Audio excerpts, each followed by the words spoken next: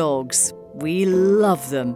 They give us so much. And the Scottish countryside is great to enjoy with our canine companions.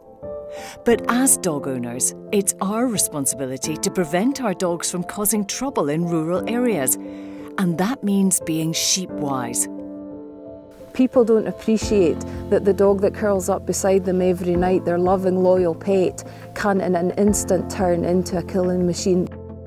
They're a prey animal, and it just takes for one lapse of concentration for that dog to get in amongst sheep. They get the chase, they go into a frenzy, they don't respond to the owner at all. It's like they can't even hear them anymore, they can't see them.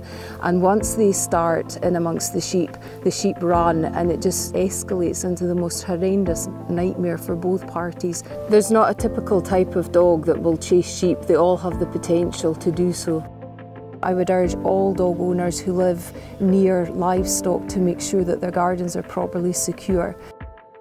We do see some really very serious injuries as a result of dog attacks, particularly around the head and the neck, and skin is literally torn apart by the dogs when they grab a hold of them. At this time of year in the springtime, the sheep are obviously pregnant, and the stress of being chased can trigger them to lose their lambs and actually suffer a miscarriage. Whenever a dog's been in amongst the sheep, the lambs can become mismothered, and that can then result in hypothermia, malnutrition for them, and losses of young lambs that are separated from their mothers. I don't really feel that the dogs have done anything bad. It's people that are not just looking after their dogs and taking responsibility that are the cause of the problem. For the farmer, there's heartbreak and lost income. We came home to discover probably about 7 ewes and maybe a dozen lambs just ripped apart, and it's just gut-wrenching.